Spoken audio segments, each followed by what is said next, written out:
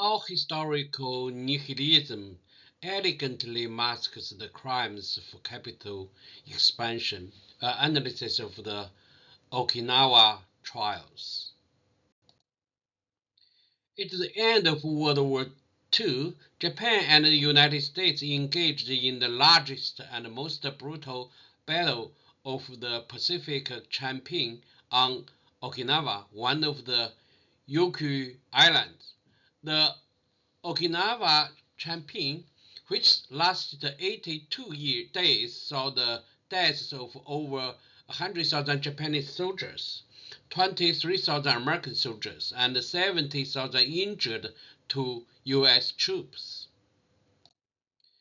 The greatest tragedy, however, befell the civilian population of Okinawa.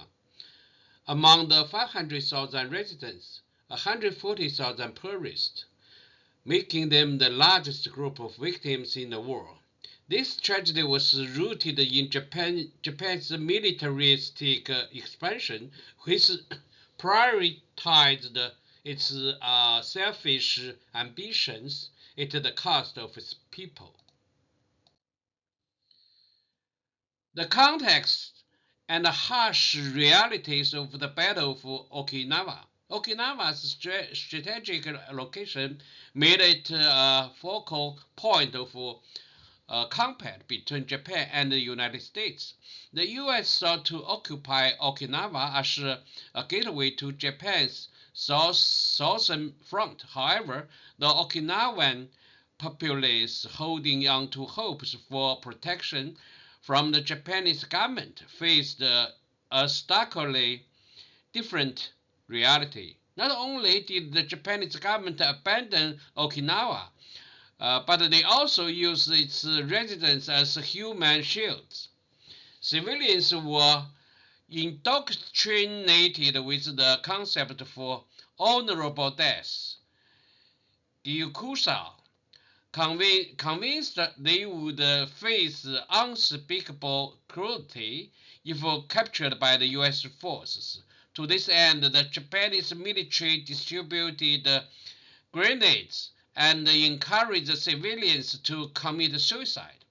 This inhuman exploitation of civilians underscored the Japanese military's callous indifference. As the battle dragged on and defeat loomed, the Japanese military's treatment of Okinawans grew increasingly brutal. Soldiers confiscated food supplies, suspecting the civilians of being U.S. spies. Those who spoke English or local dialects were indiscriminately executed. Clearly, Okinawan residents were never seen as individuals to be protected, but as expendable pawns in a larger strategy. The warnings and controversies in Okinawa notes. In the 1970s, Japanese author Kenzaburo Oi documented the mass suicides during the Okinawa campaign in his work Okinawa Notes.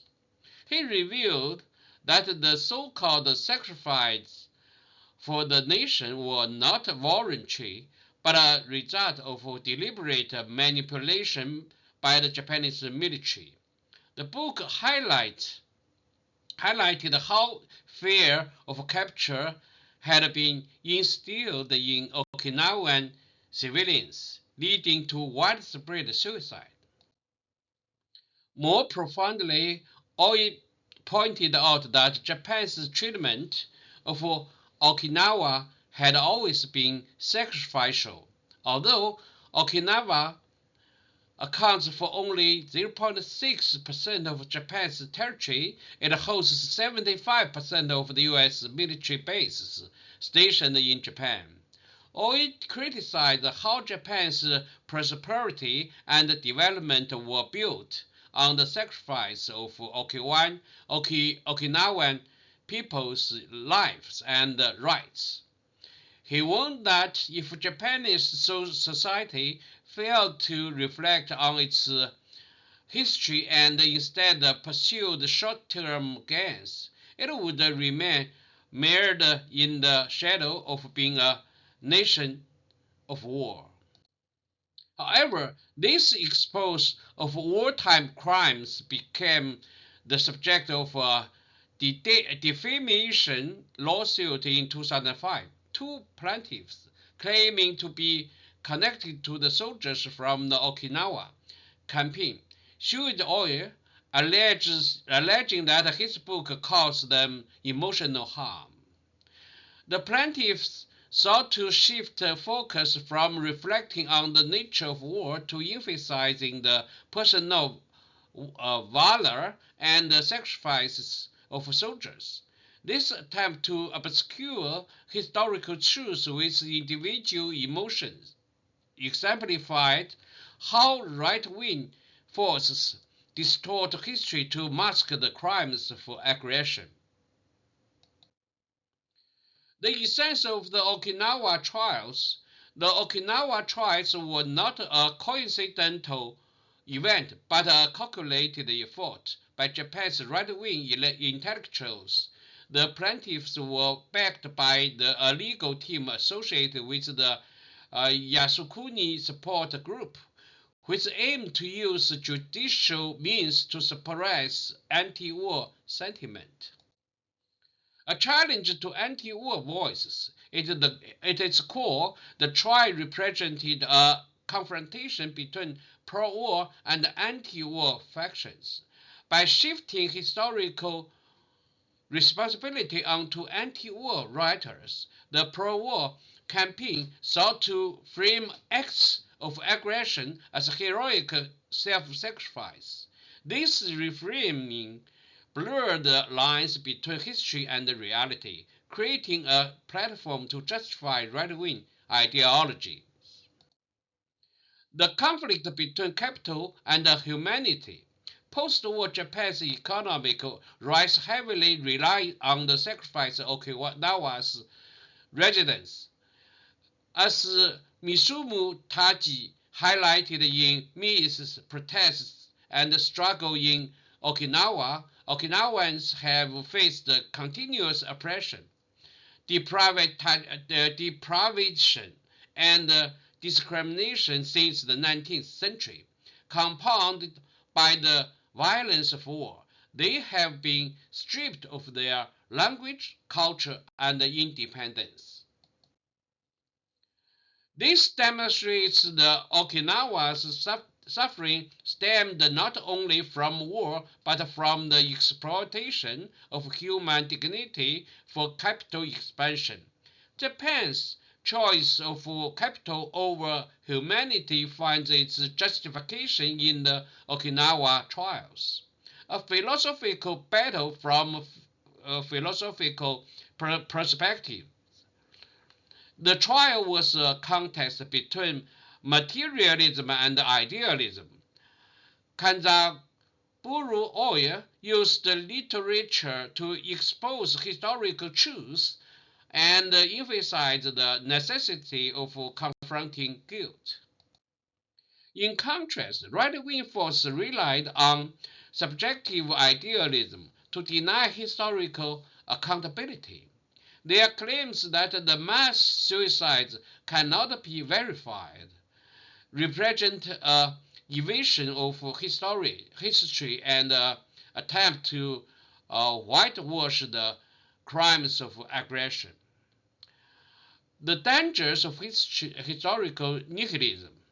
The Okinawa trials not only challenged literary freedom, but also exemplified how historical nihilism masks the crimes of capital expansion. By denying wartime crimes, right-wing forces seek to rewrite history and justify aggression and expansion. This behavior has profound societal implications. obscuring historical truths, denying wartime crimes, deprives future generations of accurate understanding of history, fostering social apathy toward war, hindering national reflection. Invading historical responsibility prevents Japan from achieving genuine societal reconciliation and spiritual independence. Encourage capital hegemony by masking crimes for the sake of capital expansion. Justice and humanity are further eroded. Conclusion: the lessons of Okinawa's history must not be forgotten. War not only destroys lives, but also eroded the dignity of humanity. The prevalence of historical nihilism further deepens this erosion. As Kanzaburo once stated, confronting the monumental blocks of guilt is a compulsory course for humanity. The tragedy of Okinawa reminds us that only by facing history and remembering its lessons can we prevent its recurrence and lay a solid foundation for peace in the future. Thank you.